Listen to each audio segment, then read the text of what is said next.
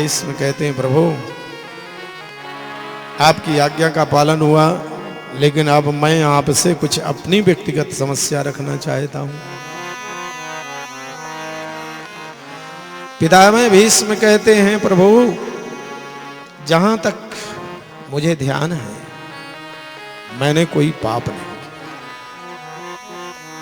लेकिन इतना बड़ा जघन्य अपराध, बाणों की सैया में मैं लेटा, आर पार बाण है पितामह की, एक कांटा लग जाता है कितना बड़ा कष्ट होता है। वो भगवान की बहुत बड़ी भक्त है, ध्यान रखना। भक्त भी यदि गलती करता है तो दंड मिलता है।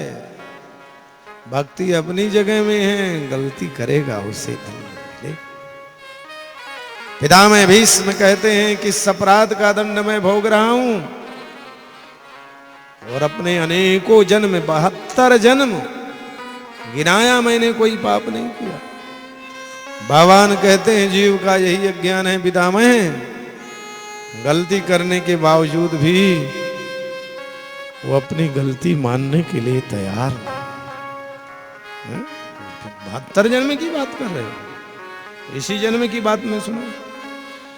भरी सभा में तुम्हारे जैसे समर्थ योद्धा के सामने नारी जगत का अपमान, तुम्हारे वंश की कुलवधू सभा में बैठे हुए उसे विवस्त्र किया जा रहा था, तुम देखते रहे। समर्थवान व्यक्ति यदि पाप को देखता है, प्रतिकार नहीं करता, उसे दंड नहीं मिलता। तुम समर्थवान थे, कुछ नहीं किया, चाहते तो महाभारत न होता। और पितामह भीष्म ने अपनी गलतियों को स्वीकार किया, और हम सब लोग गलती करने के बाद भी अपनी गलतियों को नहीं मानते।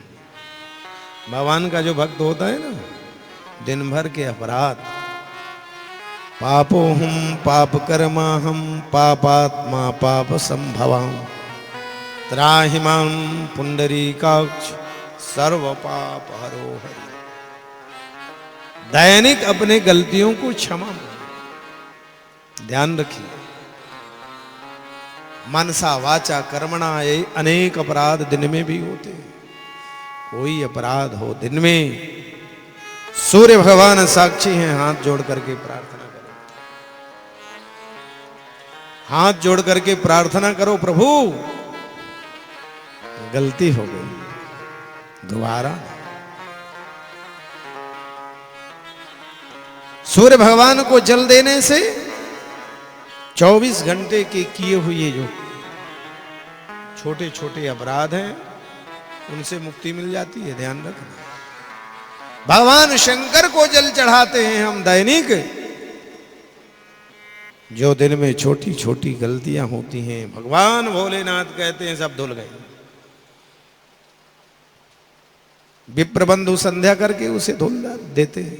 गायत्री जप करने से यद उच्छिष्टमम भोज्यम च यद वा दुश्चरितम ममो, सब छोटे मोटे पाप समाप्त हो जाते। इसलिए कुछ ना कुछ दैनिक दान आदि निकालने से पैरों के आघात से छोटे छोटे जो जीव उनकी हत्या हो जाती है वो ठीक रोज का रोज लेखा परेखा बराबर हो।